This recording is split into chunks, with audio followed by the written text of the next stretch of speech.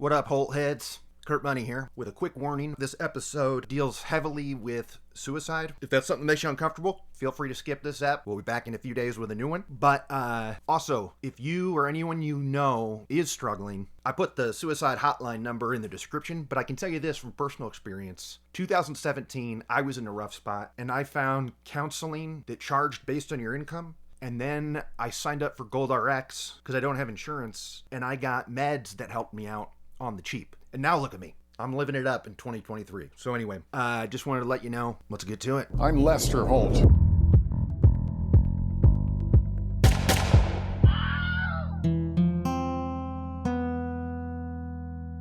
We got ourselves another new Dateline. They just don't stop coming. This time hosted by the one and the only Dennis Murphy. Womp. Now, did our opinions change of old Murph Dog? I guess we'll find out. But first things first, Kate, what'd you think of this ep? I liked this ep, but I really hope that we disagree on the outcome. Okay. Now, how are we going to determine this? We always agree, so we're probably going to agree, but Yeah. it would just be fun to get heated about something. One day we will find one, but I'm going to say on the count of three, not guilty or guilty. And you do the same thing, okay? 1, Okay. 2, 3. Not guilty.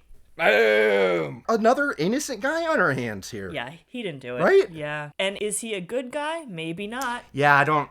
Is he annoying? He's a little bit annoying. Yes. But He is absolutely annoying. he didn't do it. Yeah, I don't particularly like him No. as a person. Nope. But I'm not prepared to call him a murderer. Yeah, and I also don't think, just like past episode, Behind the Closet Door, Bobby Lee Leonard acted alone. I don't think his behavior was suspicious. No, me neither. Me neither. All right, this is good. So it is May 2020. COVID is raging. It's Memorial Day weekend, someplace in Ohio, and a married couple, Matt and Emily. It's her birthday. They go out and party. They have some drinks. They go out in the middle of COVID, pre-vaccines. Everything's still kind of shut down. The bartenders are wearing masks, but they're technically open, so they're the only people in there. May 2020 was still the thick of it, my dudes. Nobody was reopening in May 2020. Right? That felt like they were trying to sort of rewrite Yeah. their own timeline of when things were okay to go out again, but Yeah. that was not it. Absolutely not. But they did. They didn't get COVID, although she might have. We don't know, though, because she was dead by the morning. They go home. They go to bed. Matt wakes up in the middle of the night to go to the bathroom, and then he sleeps in his son's former room. So Matt wakes up the next day, and he doesn't see Emily anywhere. Bed's made. She's not in it. He has no idea where she is, and they're supposed to go to like a Memorial Day party. So he's just sitting around the house waiting for her to show back up because maybe she might be out foraging. What'd you think about this foraging business? I do know people that forage. I feel like, I don't know if foraging like around your neighborhood for food is a good idea. It didn't seem like she would really go that far out into the wilderness. They said she'd just do this same loop every day. Yeah. And it was like a 15-minute walk right around the neighborhood. And to me, I don't want to eat wild mushrooms that grow like next to a parking lot. I feel like you got to go deeper for that. And the people I know who do it, they go very rural. They're out in the middle of nowhere, and it's not for me. But she was really into it, and her friends knew all about it, and she had this big book of all these edible plants. And I don't know about you, but rainwater soup does not sound good. I didn't make that up. That's one of the items that they would eat on the reg. Rainwater soup. It makes me think of Arrested Development, like the running joke of hot ham water is the meal that she can make. And it's like, I'd rather have hot ham water than rainwater soup. Well, at least the hot ham water is like cooked, sort of. So watery, and yet there's a smack of ham to it. It's hot ham water. But anyway, she loved to forage. They had a real rocky relationship in that they partied hard, they argued hard, and they both had a real rough go of it. I mean, throughout their whole life, but most recently within the last year, because Matt had moved to Ohio from Las Vegas with his son Joey, who was 17, and Joey sadly killed himself 10 months prior to Emily going missing. Yeah, he suffered from mental illness, and I think they said schizophrenia, and it was a lot. They were working really hard to try to get him the care he needed, but unfortunately he took his own life, and I think probably put a lot of pressure on their marriage. Emily had also lost her previous husband to suicide. Yeah, it really sucks. So he lost that son, and then he lost a toddler like 20 years ago or something. He had an infant die as well. So they are just surrounded by death. Yeah. So anyway, Matt's getting worried. He can't find his wife, so he calls her best friend Celeste. And Celeste is like, if you can't find her, then you got to call the cops. Cop comes by to get the scoop. Now, here's when I tell you, Kate, that I'm sure during this episode you saw the part where they're talking about how Matt wrote a book. I did see that. Well, guess what I was doing last night? I read that whole book. Wow. Boom. Read the whole damn thing. Okay? It's another ebook. And I got some good info. So I'm just going to say that now, because I'm going to come out with some facts, and you're going to be like, where'd you hear that? And I'm going to go, heard it from the book. That book wasn't a novel. That book was a recounting of events. Yeah, and remember it was called Emily, a Staged Suicide in Ohio. I needed to write my story for me more than anything because I wanted people to know what happened. Now, my main question for the author of this book is, I thought your whole point was it wasn't a staged suicide. Right. I thought it was a real suicide, that she killed herself. Right. That's his whole argument. So why is the book called A Staged Suicide? Isn't that kind of weird? It's very weird. All right, so 2 days after, she's still missing, and the cops ask Matt to come down to talk to him. And he does willingly, because he's a dum-dum. And he goes to talk. No lawyer. No lawyer at all. Just goes in there to talk to him. And what do you know? They right away try to pin it on him. Mm-hmm. They're trying to say that you know where your wife is because you killed her. Just tell us where she is so we can wrap this up. They're doing that classic cop interrogation thing. We know you did it. We just want to know why. And then they actually, get in his face and scream at him. Big time. Big time. You killed her. No, I didn't, sir. We had some good cops last week, the Vest Besties. Mm-hmm. But we're back to Deputy Dinguses with f***ing Detective Grubbs. Because f*** this guy. And he was also adamant that Matt did it till the end, probably till this day. Absolutely. Yeah. So they're interrogating him, and at first they're just trying to get the scoop on what their relationship is. They're asking him to rate their marriage on a scale of 1 to 10. And you can already get the sense of their line of questioning where they're headed, which is that they think that he did it, and they're going to get him to say so right now. If it takes 12 hours, so be it. Mm-hmm. Now, this episode and a lot of people in it love to talk about how well known it is that the spouse is usually the culprit, right? You've done enough of these shows. I mean, the spouse is always a suspect, right? That's the bias. Like, it comes up a lot that everybody knows that the spouse usually did it. And I think that when we see it happen on true crime shows, they go, well, that's just the facts. I've got an alternate theory, Kate, okay? My theory is, because it's so fucking hard to solve a murder by a stranger, they grasp onto the only thing they have, which is that the significant other did it. And they go hardcore on that until that folds. Right? If they didn't spend the first 48 hours grilling the husbands and wives and saying, you did it, you did it, you did it, like, what else would they be doing? Jack shit. Because they don't have clues. They don't have anything. They don't have anything at all. And the spouse can hopefully provide leads that they can follow, or at least throw them in some kind of direction. But are they even looking for leads? I don't think so. Because the questions that they're asking him were just leading him so that he would put his foot in his mouth. Their example of, hey, I thought you said your marriage was great, dude, is such horseshit. This is heavy.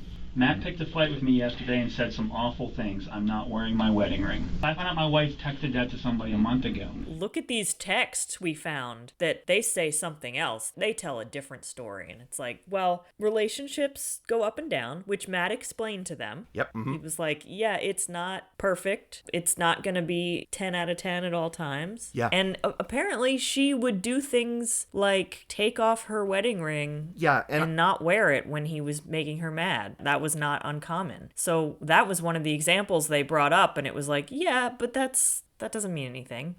That's super common. When I was married, the ring would come off during fights. So, this is a move that wives and husbands do. It's not a shocker to me. Now, to them, that might as well be him saying, I put the knife in her back myself. Because they are convinced that's like a confession. So dumb. Cops. The way he genuinely said, no, I did not, sir. Yeah. Mm-hmm. I did not kill my wife. I was like, he is telling the truth. Yeah. Grubbs has his finger in his face. He's yelling at him that he did it, and Matt is staying pretty cool. It's not as heavy as you think it is. she would be like that at times. Which is funny because later he doesn't stay as cool with Murph Dog. Oh, yeah. He got a little lippy later. I think he had just had enough. Why? Why do you feel the need for me to say that? Yeah, I mean, honestly, I cut him some slack because I think for the past 3 years, he's been called a murderer and a terrible father and a terrible husband. So if he's a little touchy about stuff, like, so be it. He spent 14 months in jail for something he didn't do, you know? He also might be mad that they sent Murph instead of AC or J-Mank. Oh, but you're so right. He's like, oh, am I not big time enough for Keith? You only bring Keith out when it's like a serial killer? Yeah, or it's like when celebs would get pranked. If they weren't big enough celebs, Ashton wouldn't be there.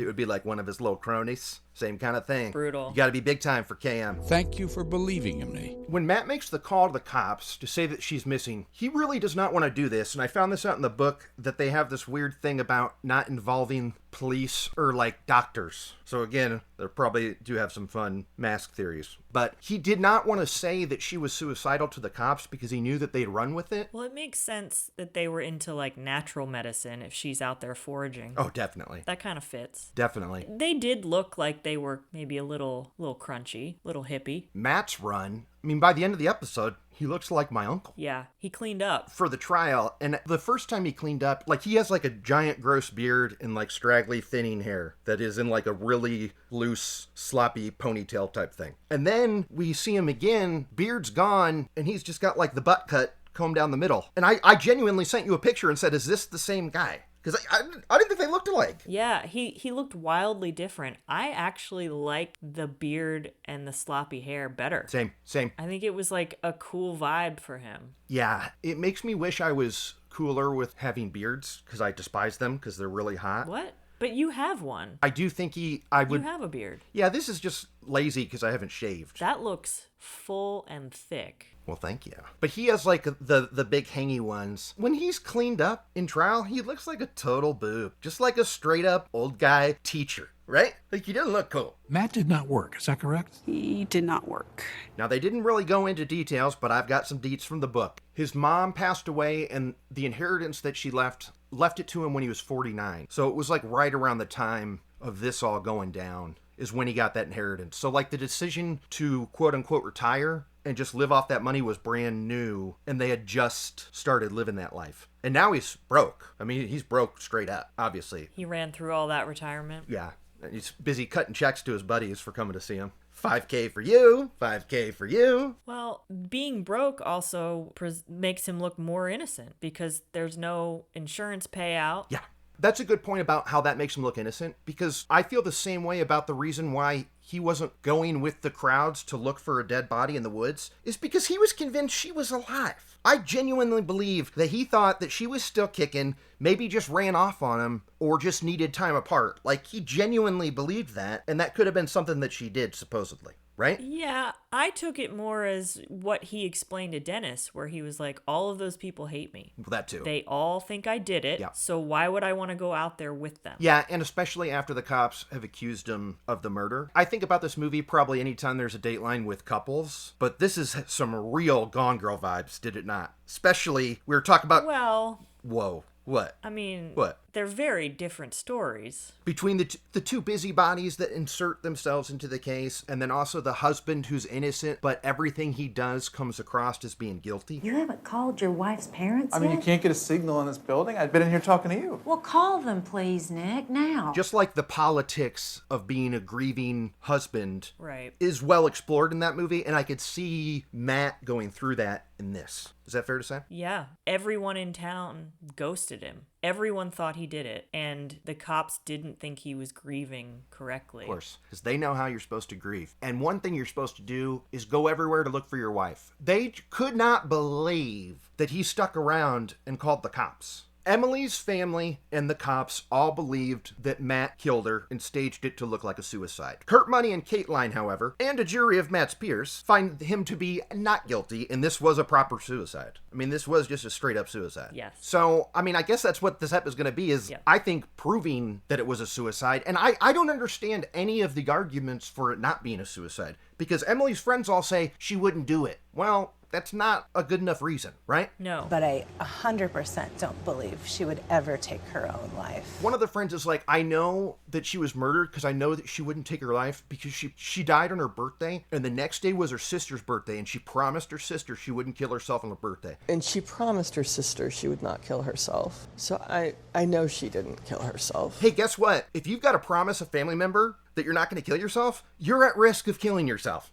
Right? You're absolutely at risk. I thought so too. The fact that they've even talked about it is a huge, huge red flag. Yeah. Oh. And I can say, as someone who has lost loved ones to suicide, it's always you never see it coming, or they seemed fine, or they would never do that. Right. Yeah. Another egregious fucking idiot move is when the prosecutor goes, I find it ultimately very ridiculous to think that Emily woke up that morning and decided to make her bed before she wandered off into the woods to hang herself. Is that really that weird? No. That this lady would just follow her routine down to going to forage in the woods where she killed herself. It's interesting that you learned that his whole not working thing was recent, because they made it seem like he was a deadbeat. Yep, they sure and did. he'd been a deadbeat. Yeah. So everybody in town is convinced that Matt's done it. And so now everything that Matt has ever done is called into question. And the supposed background that Deputy Grubbs got from the townspeople and her friends was the most like hearsay bullshit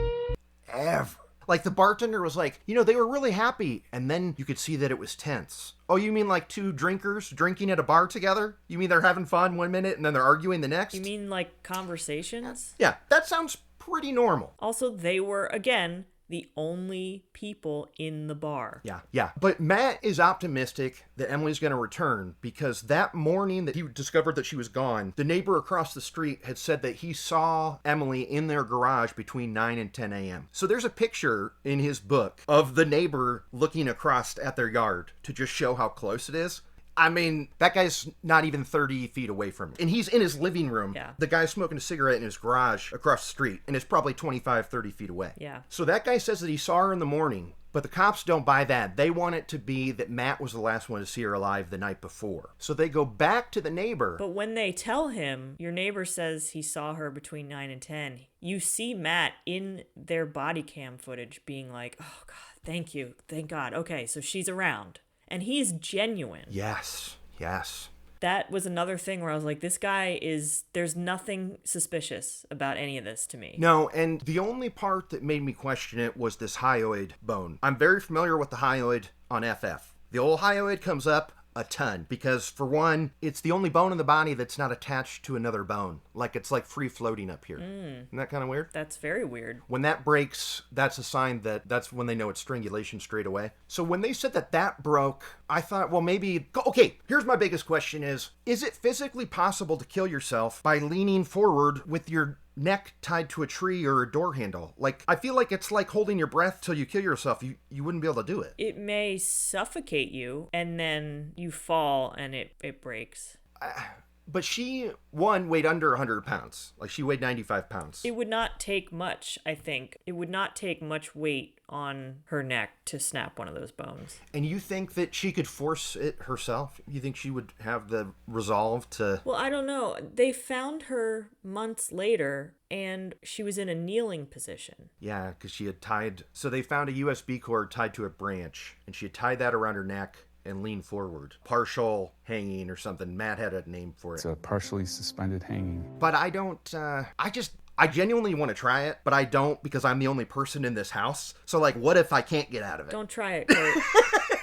Don't try it. I know, but I feel like at work I'm going to go, hey, somebody come in here and just watch me do this thing. I got to test this out real quick. We also don't really know how the woods in that area, like the tree that she was tied to, did a branch over those 3 months, like 4 months. lower? Was she not always kneeling? Yeah. Did the situation change in the elements? Yeah, I mean, it absolutely did. And that was the defense's argument for all the prosecution's bullshit, because they're saying that her nose is broken, she has multiple contusions and all this, and their position is, well, you didn't find the body for 4 months, and then you had to rehydrate the bones and bleach, and you had to go to a different location for that. I'm not trusting that this is what the bones look like as soon as she did it. Like, this is that happened within the last 4 months. Totally. Yeah, and I just want to say that I think the all-star of this episode... Who you got? Matt's attorney. Duh!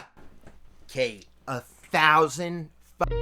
I don't even know why I questioned it. Hands down, the All-Star. She's good. I loved her. Oh my I God. thought if something happens to Oh my me, I'm calling that lady. She ruled. Exactly.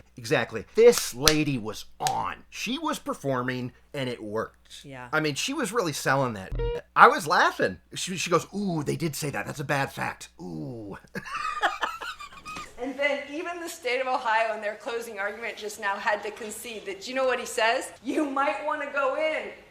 Ooh, that's a bad fact, right? She called in her own experts to counteract the prosecution's experts with the bones. Yeah. And I guess the expert who the prosecution brought in, Smock. he didn't actually look at bones. He just read in a textbook or something. He was not a hands-on guy. No, he one, he loved talking about his forensic database. Sure. Which I got to give Murphaugh credit for being like, what's this database? What are you talking about? And why do you believe it? Why does it matter? Yeah, why should we believe it? Where is this database? Where do you go to? The forensic medical literature. Do you trust that database, doctor? I do. It's the only database that we have. Because one, he only saw photos of the broken bones laid out on black felt, okay? And also, I heard her say it. Well, the pictures, we don't have it. I don't think they had a photo of her on the tree. Well, is that possible? They had crime scene photos, but we didn't see it. It was all blurred. There's a photo in the book, and I kind of saw it. It's kind of creepy, but I'm glad I saw it. Wow. It looks like a skeleton wearing a leotard. It's kind of crazy. Well, that's basically what she was. Yeah. Hey, that wedding ring that she loves taking off, where'd they find that, right? Because I guess she had put it back on. It fell off of her. It fell off of her when she died and became 18 pounds of bones. That was true. That was not an exaggeration. She had decomposed to 18 pounds. Isn't that crazy? Yeah, that's crazy. And the ring probably just slid right off. We gotta talk about the three Karens who find Emily's body, okay? We gotta talk about these ladies because they are another thing that it's like Casey Wilson in Gone Girl, but they are a very specific type of true crime fan that I think is writing letters to murderers and stuff and wanting to fall in love. They really want to be in the thick. Oh, jailhouse lovers? I mean, the first lady went to the same high school as Emily 35 years ago. They didn't even call her a friend, Kate. They called her an acquaintance, okay? Lisa Gordish, one of Emily's acquaintances from high school. She's out there every week for months. Mm-hmm. And then this other girl, Sue, shows up. And Murph Dog goes, and she has her own reasons for joining. And she says, oh yeah, about 22 or 23 years ago, this year, someone in my neighborhood went missing and they're still missing. Okay. Yeah, that sentence was weird. 22 or 23 years ago this year. 23 years ago this year, a neighbor of mine named Patty went missing. It's a very weird... I do recall hearing that and being like, wait, what'd she say? Whatever. But these people like this that want to insert themselves... I feel like there's a genre of people. Also in here are the ones that do the false confessions on purpose just for attention. Is it a similar personality quirk to the almost heroes or the almost victims? The people who would be like, I was supposed to be in New York City on 9/11, but I wasn't. Okay, so you were almost... What? They want to be a part of it, or if some tragedy happens, they'll talk about how they were near it, or I see it a lot on Facebook, if something happens, I remember the Boston Marathon bombing. Yeah. I saw someone on Facebook say, oh my gosh, the bomb went off right around the corner from where I used to live. It's yeah, but you haven't lived there in 20 years, and this has nothing to do with you, and people are dead. It's not about you. It's like stolen valor for grief or something. There's got to be a term for it. These ladies are definitely in that group. There's definitely a type of true crime fan who wants attention more than just fascinated by the stories. I don't know. Because, look, we could have been those people. We're true crime fans, but we didn't go that route. What makes people go that route where they want to date somebody in jail or look for dead bodies that they don't know the people? Are we just a few years away from that? Is this a gateway to that? I think maybe. There was a Netflix doc where the lady... Oh, no, it was the Jeffrey McDonald one again, where she was and I convinced my husband to let me go to the trial. To go to the trial as a fan to watch a murder trial. Anyway. It's weird that you can have audiences at trials. Yeah, and the judge can decide whether or not it gets to be on TV. Mm-hmm. It's not looking good for Matt, this whole app, until that lawyer shows up, and then the tables start to turn. Yeah. And I liked her line about garbage in, garbage out. I thought that was a great point. That was cool. And also, think of that f***ing guy, his diagram wasn't even right. Like, the lady was like, that's not what it looks like. She's like, those bones are not that far apart. They are very close together, and a break could be possible. Yeah. She was way more of an expert than that guy. She actually had, like, hands-on experience. Yeah. And she knew what she was talking about. Wasn't no database that she was consulting. She was like, nah, Yeah. these are the bones. Yeah. This is what they look like. I did not see any skeletal evidence that she was punched in the face. Yeah. And that break can happen anyway. It doesn't have to be with two hands squeezing your neck. Like, she even demonstrated how it could be done with that USB cord. Oh, also, so in the book, they were talking about how old Murph Dog calls her a neatnik at one point, which I thought was awesome. Because she was a neatnik. Like, she's real tidy and stuff. Yeah. But she would tie her cords up. Like, let's say you're ironing. She wouldn't just wrap it around the iron and put it back in the closet. Like, she had a little thing to wrap it up properly. And that's how she did all cords. And it kind of makes me think of this USB cord that she brought out to the woods with her drink of choice to kill herself. Because there was a weird knot in there. Yeah. And they showed the USB cord. It had a very specific knot. Yeah. Yep, sure did. The prosecutor, let's talk about this prosecutor. The little guy with the beard. You know who I'm talking about? I've got a real problem with him and his hair, okay? Because he's not doing anything with it. He's got a full head of hair, and his style of choice is guy who shaved his head 2 months ago and hasn't been back to get it cut. You know what I'm talking about? Like, it's just like in between a haircut. It's a waste. It's just there. I don't know. It made me frustrated because it was thick. And as someone who does not have hair, you're angry when people squander their opportunities. That's true. I do get mad when they squander it. I didn't like him. I also didn't like him because he was like, well, why wouldn't he go look for his wife if that's where she looked? And this was, oh my God, I got chills when I rewatched it even. When the lawyer had her closing arguments and she says, why wouldn't he want to go and find his wife's body in there? Well, maybe because 10 months ago, his son hung himself in the woods. So maybe I do believe him that he doesn't want to go find her. And I don't blame him for that. Like, I was like, yeah, boom. Totally. Yeah. Because 10 months earlier, his son was hanging from a tree in the woods.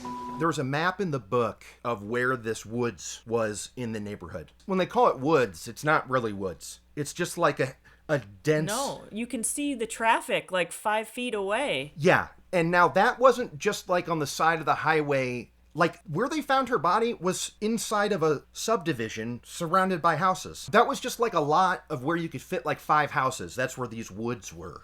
And so that's where she would go forage all the time. I feel like the cops are so adamant that Matt did it because they're just embarrassed that they didn't find the body day one. Because, I mean, it was, right? Yeah. The body was in the neighborhood. They were giving him shit for not looking for her on her usual route, but then they didn't do it either. Yeah, exactly. And then also, the 3 Karens, they were saying, and Grubbs also told us, don't be afraid to go back to somewhere where you've already been. To which I said, maybe that's because Grubbs had the body and he went and put it there and now he wants someone else to find it. I don't know. I'm just putting it out there. Hey, if Grubbs can accuse Matt of being a cold-blooded killer, I can accuse him.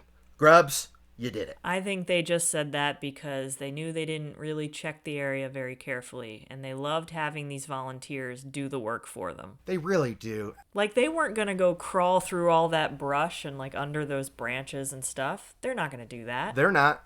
But guess who would? Guess who would?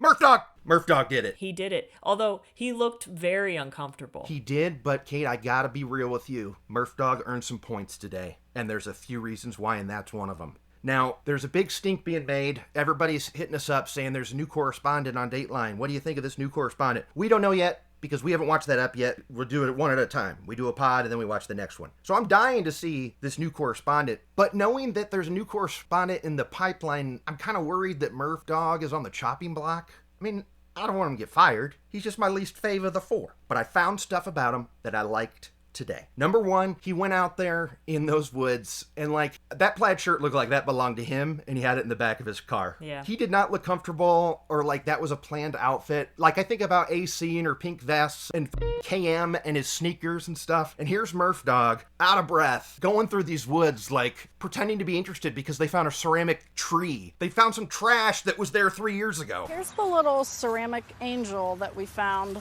I'll be. You found that very piece here. Like he's got a feign interest on that. That was pretty cool, right? Yeah, I guess. Okay, so that's number 1. Number 2. So the trial happens. He's found not guilty, which was very exciting for everybody except for Grubbs and that stupid prosecutor. So when he's found not guilty, he starts crying at the desk there in court. And he says to Murph Dog, I didn't want to cry. And Murph Dog says real quickly, he also wasn't a big fan of Matt, because he goes, oh, but you did. You were blubbering. You were really crying. I didn't want to cry in public. You did. You were holding your head in your hands, weeping. That was pretty good. And then also, when he was drilling him on there's a difference between loving someone and needing someone, right? Any of this ringing a bell or no? Yeah, that was kind of weird. It was weird, but I liked that he was trying to stick it to Matt, because Matt didn't have an answer. He just said she's perfect. Not an answer to that question. Not an answer. Oh, and also, Murph Dog says, so what made your nose twitch about this case? To Grubbs, the detective. And he goes, oh, just that feeling in your tummy. Well, that's the nose twitch, dude. That's the same thing. They love to do that. Why can't people answer questions on the show? What the hell? They love to be like, no, that's not the right metaphor. It's this one. And then explain the exact same thing. Yeah. God. I also loved so Murph Dog said neat Nick. That was cool. And also, he was talking about how Emily is bossy, and he goes, so she was a real Charles in charge. It sounds like she's Charles in charge here, huh? She is. She ran the show. Love it. If you're going to use an 80s sitcom as a ref in 2023, Kurt Money's here for it, okay? That's fair. So, I don't hate Murph Dog. I don't like him as much as the other ones, but he did some good stuff in this ep. And I got to give him credit for going in the woods, because he did not want to be there. He did not want to be there. And he had some real sensible, hiking shoes on. They did not look like part of a wardrobe, Yeah. I mean, the prosecution, they're not even sure where he killed her. Their theory is that she went foraging, and then Matt was like, perfect, now she's in the woods by herself, and he went to her and killed her in the woods. That's... But they didn't even know that until their closing argument. No. They weren't even really sure what the timeline was or what the events actually were. Yeah. And then they just said that at the end. But that was not a consistent story, the whole case. No. It was sloppy. It was very sloppy, and they also, they didn't know, they didn't have a motive. They didn't know how he did it. He didn't know where he did it. Why were they so adamant that he did it? What I want to know. You're saying, no insurance. He's got money. Oh, one thing I found out in the book, she needed sex every day. And he was like, oof, now I know what it's like to be a lady. Wow. So anyway, there's a little fact for you. Emily, knock down boots. But is that true? Oh, I think so. He was saying it as the first time he went over there and was starting to fall asleep and they didn't have sex. She goes, what do you think this is? And then took her shirt off and went in the bedroom and was like, let's go. I thought that was kind of cool. That sounds exhausting. Oh, yeah. It does not sound like a situation I want to be in. Somebody wants to have sex every day. Nightmare Central. Mm-hmm. Absolutely. So, yeah. So Matt bugged me, but boy, did he bug me the most at the end when Murph Dog asked him point blank, did you kill your wife? And this dickweed can't answer the question. No. Right? So much so that he leans forward out of focus. Yes. Ruining his shot to be like, why do you feel like I need to answer that question, Dennis? Yeah. He doubles down on it too. Because at first he goes, well, what do you think? Which it's dude, this is an investigative journalist on Dateline, and you were on trial for murder. Just answer the question, did you do it or did you not do it? This is not an out-of-the-ordinary question to ask you. He's acting why would you ask me that? Well, because your wife's dead, and people think you did it. So, what's the problem with asking him? And Murph Dog even says, I want to hear you say it. And he goes, well, why do you want to hear me say it? Ah, shut up. Shut up. Because it's a television show, Matt. Yeah. I mean, you're here to clear your name. Get clearing. Because all you're saying right now is, why would I do that? I loved her. Why would I kill my wife? Why? I did not like his personality. No. But he didn't kill her. No, he definitely didn't kill her. I don't know what he's going to do now. He moved back to Vegas. He said bye-bye to all these people in Ohio. That's probably for the best. Absolutely. Oh, and also I learned in the book that Emily was sexually abused by a family member as late as age 30. And I think it was her brother. Whoa. Yeah. Because Matt was talking about her issues and their issues and all this stuff that they had going on. She had a lot weighing on her, and even if she would show up to the bar really happy and excited, that doesn't mean she wasn't struggling. Yeah, I mean, you could put a face on. I liked the 3 jurors that they interviewed. Me too, especially because they agreed with us big time. Yes, but that their reasoning, they also thought the prosecution just did a dog job. And they thought that Smock was full of hot air. Mm-hmm. They said he was more concerned with telling us his credits. I said, zing. Take that, Smock. Boom. Take that. He was more concerned with giving his resume. The prosecutor and the cops, they keep having all these things that they think they can say, and that's a mic drop moment where it's like, oh, of course, he obviously did it. And one of their examples of this is that when they're downtown and he's being interrogated, he says, I just want to help you guys. I didn't kill my wife. I just want to find out who did this. And they're like, did you ask him if he killed his wife? Oh, he just answered that on his own? What made him say that? Maybe because he's being interrogated in a police station. Yeah, he knows what's going on. He knows that he's a suspect. Yes. And I'm so glad I remembered. Okay, Celeste, there wasn't a lot going on there because I feel Celeste cracked me up twice. Once when she says that the reason why she has since turned on Matt and believed that he did it is because she said, I have a friend who's a former homicide detective. And she said that most of the time, it's the spouse that did it. As if that's like some sort of like a golden nugget that people have never heard of. Or like a good pro tip. Oh, well, if she says it, then I must believe it. Yeah, I mean, yeah, because it must be true 100% of the time. It's so weird. I have a friend who is a former homicide detective, and she went through, usually the killer is the spouse or someone very close to them. And then she goes, I don't feel bad about not recognizing Matt in his talking head because Celeste didn't recognize him at the trial. Totally. The prosecutor goes, can you point him out in the crowd? And she looks around. It took her forever. Do you see him in the courtroom today? I had to look around. He was all shaven and his hair short. Took forever. And guess what? It's one of two tables, right? I feel like you could narrow it down if you didn't know anybody in that room, just based on where people are sitting. Yeah. She really is looking around like, oh, he looks different now. I don't know. Well, there he is.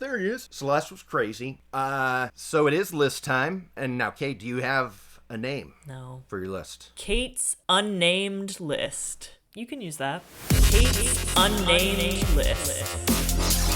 Hit us with your unnamed list. Does it take place in a small town? The kind of town where things like this just don't happen? It's a small town, but there wasn't a sense that it was the kind of place where things don't happen. Does it have anything to do with Florida? No. It's Ohio and Vegas. Is there a military connection? No. And does someone start crying and then stop and say, I'm sorry? I can't remember. I don't think so. Yeah. I thought of a good way to look at these lists. What if we only name them if they happen? Every episode, we talk about all of the items on our list and say yes or no. A lot of them are no's. We could just say when the things on the list do happen, we mention them. What do you think? You're right. Is that a good idea? Sounds great. Okay, then I'll go first. Well, I'll go second. Kurt's Kick-Ass List. Kick-Ass List. The only thing that I've got is they talk about Dateline 2 or 3 times. There's 2 or 3 moments where they are talking about the show they're on, and it's about the spouse. Like, that's right down the middle of the plate. That's a home run for my list right there. Nothing else, though. Oh, God, almost when Murph Dog was talking about Matt taking his shirt off and there were no scratches, I was like, come on, say it. There's no signs of a struggle.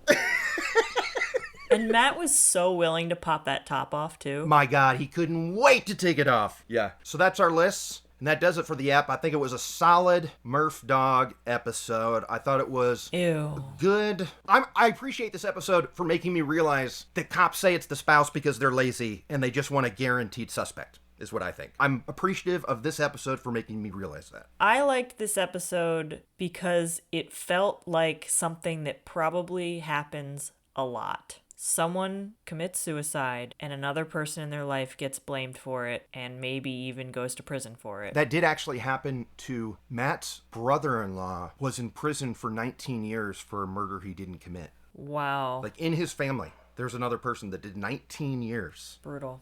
All right, well, I guess that's it. Yeah. Yeah? I'm about to say the thing. Do you want to say... Do you want to... Oh! Go on. Sorry. Go ahead. No, you go ahead. I'm so glad I remembered to say this. So, Deputy Dingus, Detective Grubbs, the grade A asshole that I did not care for, his shining moment was when he was reading his list of things that he's done for this case as if we're supposed to be impressed. Like, he had a checklist of things that he had done, and he was like, 11:20 a.m. Search the area underneath the bridge on Polaris just west of Cleveland Avenue. It's like, dude, you want a pat on the back for doing your job? All he did was name 3 places he went. That's half a day of work. Dingus. Deputy Dingus. And on that note, I'm Kurt Money. I'm Kateline. I'm Lester Holt. For all of us, I'm Lester Holt. Good night. I'll be.